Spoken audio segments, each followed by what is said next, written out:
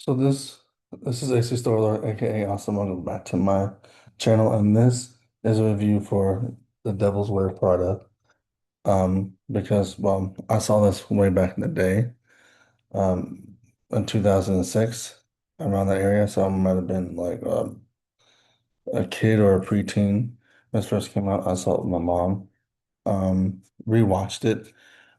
This movie is fantastic. This is an early 2000s movie that makes you feel the feels that you have, but also can inspire you to do things that you never think you could do. Um,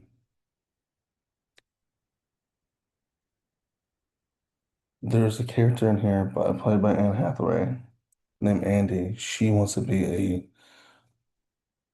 a journalist, and then the only way she could do that is applying for everywhere she knows about New York City, but working with Miranda, a top fashion designer for one way. She knows all these different people for journalism. She might know all these people for journalism, and that's her way to get in. But then she ends up molding herself into a high fashionista. But before she does that, she's just trying to learn the job as best she can. And then you have Emily Blunt's character that's plays Emily, and here that's the other assistant to Miranda, which is played by Meryl Streep. Meryl Streep is greatness, and Hathaway as Andy, fantastic. Emily Blunt, still fantastic. And then Andy gets help from Stanley Tucci's character along the way. And that's just a very good cast, first of all.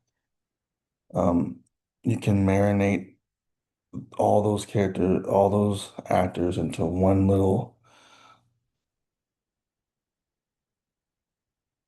steak and put it on the grill, and you'll have a fantastic steak. This gives you all you need, a four-course meal and a movie. You get your dinner, you get your appetizer, you get your dinner, you get dessert, and then you get an after party drink or snack or whatever. Because these are how great these characters are. I mean, how great these actors are and great how great these characters are. And then Emily is trying to also show her the ropes as well as best she possibly can, but in her own way. But Andy ends up becoming the new Emily and follows Miranda around and learns the ropes. And there goes the devil wears Prada because she wears high fashion clothes. But she also runs the Runway magazine, and once she starts learning it, she becomes this person, this fashionista, this really good assistant to her, while her friends see that she's changing. I didn't remember in this movie that Andy had friends. And even if I did forget that, and it came back to me, she had a boyfriend, and then these friends that had like one was an artist. I don't know what the other guy friend did, but I think he was a little on the gay side because he knew all the stuff that Andy brought back to the stuff that brought back to them, the stuff that Meryl Streep's character Miranda doesn't want. And her best friend knew what they were too. Her boyfriend was a chef, and he's just trying to live off, you know, what he knows as cooking and whatnot. And she runs into this journalist guy, and she has an attraction to him, but towards the end, there's a breakup between Andy and her boyfriend, but there's also a breakup with Miranda and Andy as well. I'll get that too, because that's the thing about early 2000 movies. You get the main character with another person, and it doesn't matter what situation it is. A rom-com, comedy, action movie, drama, a movie like this, where the main character knows, gets to know our next character that she's gonna be, the he or she's gonna be with, and they start you know this person better, and they start getting closer, and then eventually they have a breakup moment, right? I like to call that in the early 2000s a breakup moment because they have a breaking point where things realize, oh, I'm becoming this and I don't want to become this. And I don't want to let the people down that I know that know me best down. So what I do, those are the best moments in an early 2000 movie. And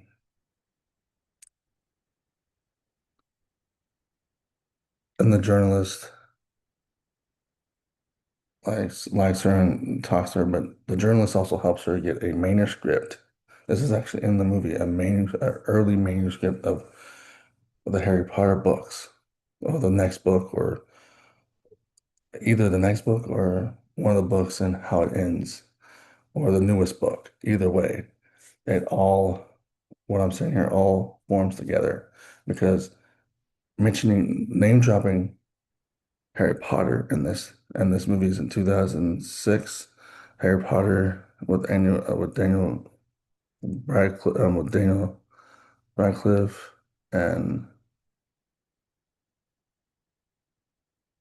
Emma Emma Watson, I think, played the girl in there, and the guy who played Ron Weasley.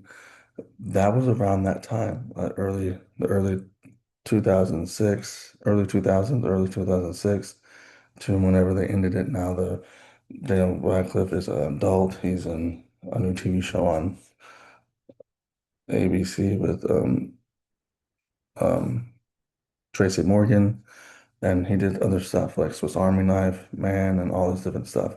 So name dropping Harry Potter and having Anne Hathaway's character, Andy trying to get that from a journalist character that kind of likes her, and they get together when they're in Paris.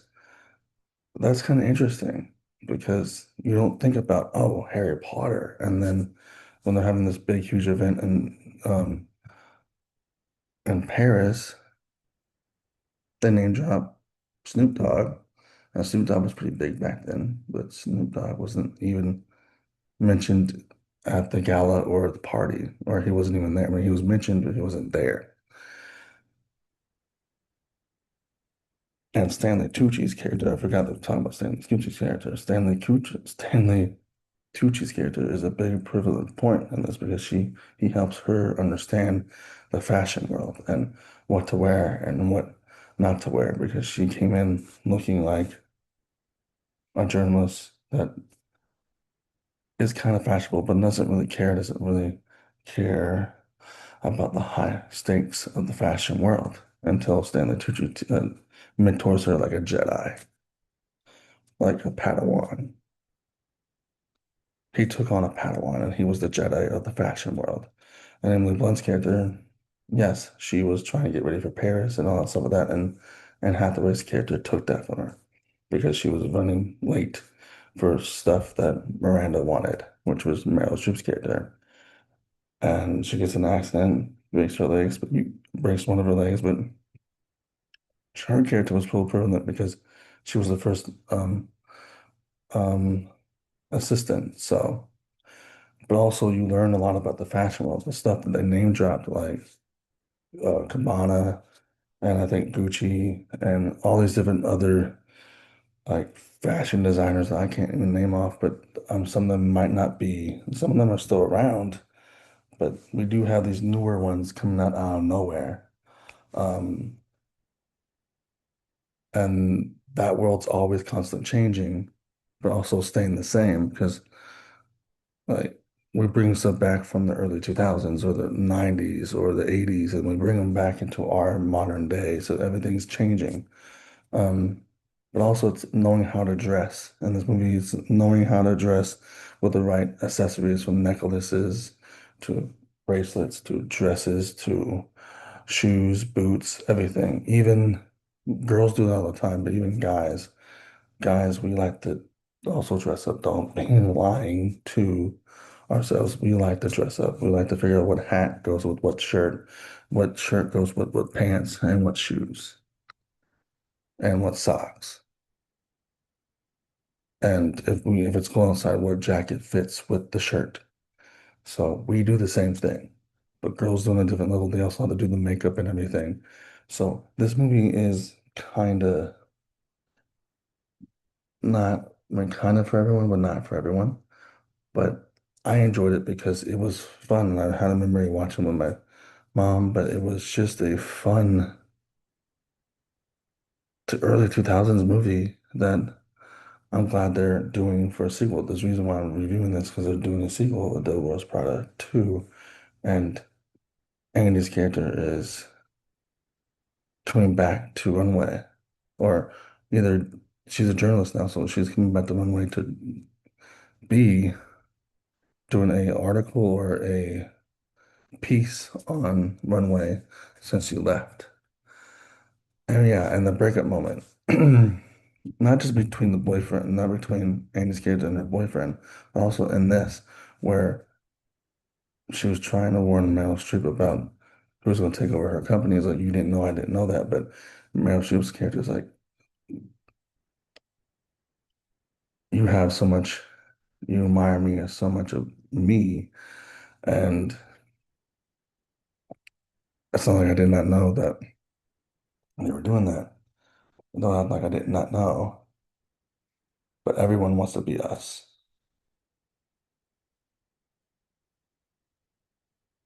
You did. Someone did something to Miranda, but you did the same thing to Emily, she said to her. And said, well, I don't want to be like you. I don't want to be like that. And she's like, when we got to the stop, everyone wants to be like us. And then when they got to the place that they're supposed to be in Paris, she gets out of the car and puts on a fake smile, puts her glasses on, and Meryl Streep's character turns around and she doesn't see her assistant there, which is Anne Hathaway. Anne Hathaway walked away to the fountain, saw her sidekick phone ringing, put threw it in the water, and then she took a job as a journalist towards the end, where she meets up with her boyfriend because she wants to back up with him. But the breakup moment between these two characters, the assistant and the main boss, was amazing to see that, because I haven't seen that in early 2000s. I mean, I haven't seen that in these new modern movies that of today, of 2026 to 2025. 2023, you get my point. They all try to recreate the early 2000s, but they can't. Like animated movies, they have a point where everything's going well, and there's a point, like for Goat, for example. Goat, everything was going well. They put the Goat on the team. One of the team members didn't like the Goat, but then that team member started working with that Goat and learning about how his life is and how her life is. And then once they start messing and gelling with each other, the Warthog owner of the basketball team sold them off, and then they have to prove themselves, right? That was a perfect example of early 2000 theme, where I like to call the breakup moment. But other ones try to do that, and it doesn't feel like the early 2000s. This is the early 2000s. And there's stuff in here that also towards the end makes you motivated to do something, that you follow your dreams. Like this, Andy lost her dream. She became something that she wasn't. And then at the end, she remembers who she was. From like, she knew that she wasn't being a good friend, a good daughter, and all that stuff. So she remembered, okay, I'm this person, not that person. Even her friends even said, like, You're not the same Andy. You're not the same Andy. You wouldn't be kissing some random dude. This dude is, you are really, the other girl I know is really, really in love with her boyfriend. And the boyfriend's like the person you answer your phone more with the boss is, I mean, the person you answer the phone to more is your boss. And it'll be a very wonderful relationship. And that's what broke a broken point there because he didn't spend time with her that much. But at the end, it's inspiring because she went back to what she believes in, being a journalist, journalism and being a journalist. And then the next thing what she did, she got a job for that. But they, at the end, she calls Emily and says, I got this close from Paris. And then she sees Meryl Streep's character walking down the street with the car. She waves and says hi. And then Meryl Streep's character just gives a smile in the car and tells the driver to go forward. But what the thing is, it's supposed to inspire young girls to go out for their dreams at the end of what your dream is and don't get lost into something else. And it's also for me and everyone else. If you have a dream to do YouTube videos or a dream to do something in filmmaking or whatever it is, whatever your dream is to be the best drawer, to be the best artist, go for it. And things that are happening right now, if you get lost, go back to that and find your way. And I had that kind of moment. I got lost in some other subject, some other thing, something else that happened in my life, and went back to this, went back to making videos like I like to do, and reading comics and talking about movies and watching movies and doing all that stuff. So I kind of relate to that moment. But this is a perfect movie. I can't wait to see part two. Part two hopefully has these messages and stuff like that. All the cast is coming back, so hopefully we get, you know, 20 years later, how long they take it, 20 or 30 years later, how long this happens, because this was made in 2006. So this is like 20 years ago. So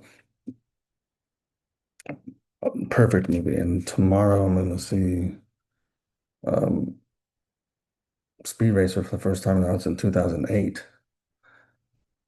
And then Michael Jackson, go see that movie, go see the Michael movie. That movie felt like an early 2000s movie, just the feel of it. So go see that. And I have Michael on here too. So if you like this video, put a like, subscribe, hit the notification bell, and deuces.